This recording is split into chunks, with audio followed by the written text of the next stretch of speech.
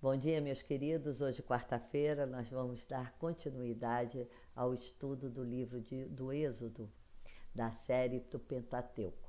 Nós vamos falar sobre a missão de Moisés, que vai estar no Êxodo, capítulo 3, versículos de 7 a 15. Por favor, não deixe de entrar no canal do YouTube, se inscrever, dar o seu like e espero que vocês divulguem à vontade para a gente conseguir levar essa palavra de Deus, o ensinamento dele a bastante pessoas, né? Que a gente possa levar essa alegria, que isso é uma alegria, é um conhecimento lindo da palavra dele, da Bíblia, que a gente possa também, né, pegar essa palavra e cultivar no coraçãozinho de vocês. Isso é que importa, né? Cada um que for tocado pela palavra de Deus, né, é uma pessoa que estará convertida ao seu caminho. Então vamos lá falar sobre a missão de Moisés. É uma passagem que vai estar intimamente ligada à passagem da sarça ardente. Na tradição, Moisés é um profeta. Então, o profeta é aquele que fala em nome de Deus. Então, Moisés vai falar ao povo em nome de Deus. Ele é portador de Deus. Está lá em Deuteronômio, capítulo 18, versículo de 15 a 20.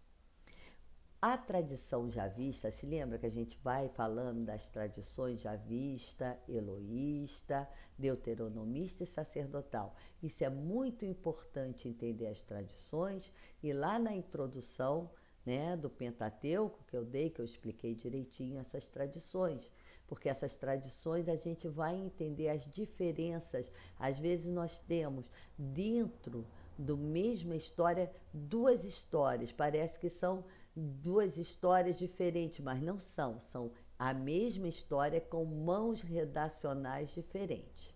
Então, essa mão javista vai enfatizar essa liberdade de Israel das mãos dos egípcios, mas também tem o objetivo de colocar a intervenção de Deus na história, que leva, é Deus que leva esse povo até a terra prometida.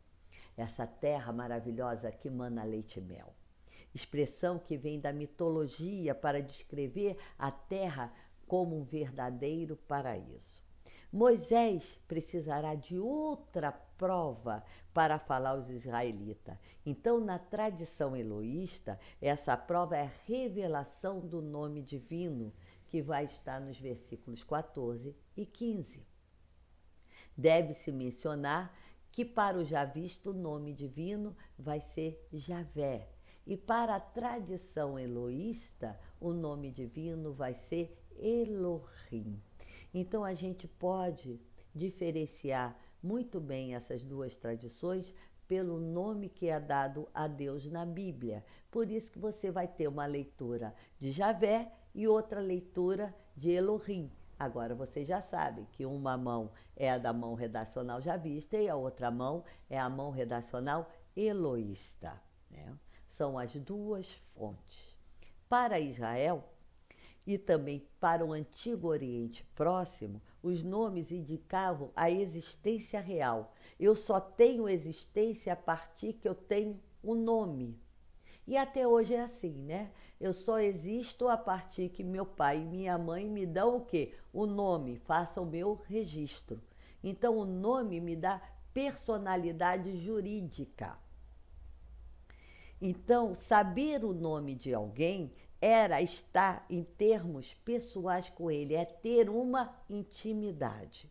Entretanto, quando nós chegamos ao nome pessoal de Deus de Israel, vão haver duas questões distintas. A primeira é a etimologia do nome do Senhor, que é o tetagrama sagrado.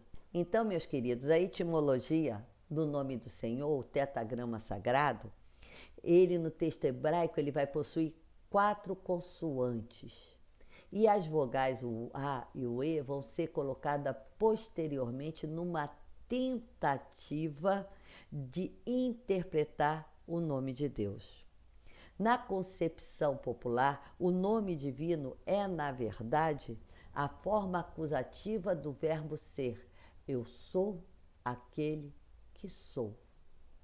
A segunda questão que nós vimos é a tradição eloísta, que vai tentar colocar a interpretação dentro do contexto. Por isso o nome é Elohim.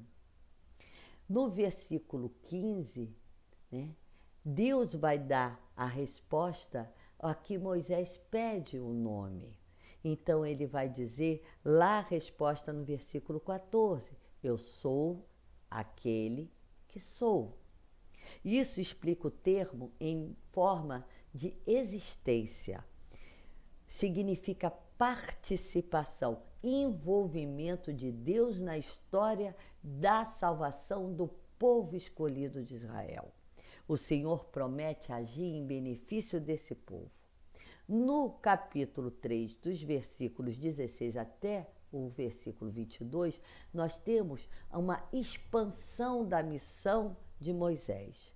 Nessa passagem, Moisés é primeiro encarregado da reunião dos anciãos, em seguida de comunicar o descontentamento de Deus com a opressão dos israelitas, e ele vai falar a Faraó.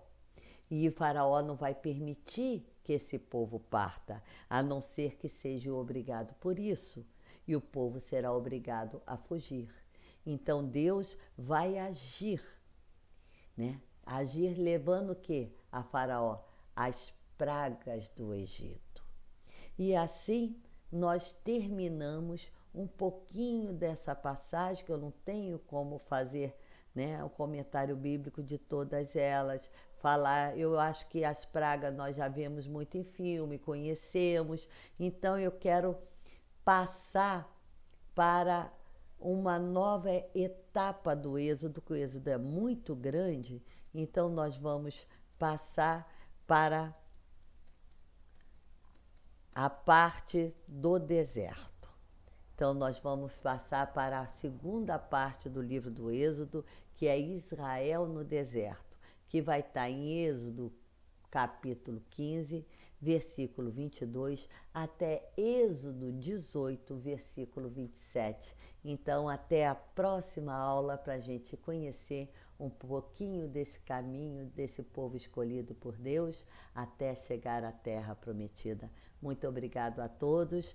Não deixem de ir no canal, dar o seu like, pode fazer perguntas que eu vou respondendo, me adiciona no WhatsApp.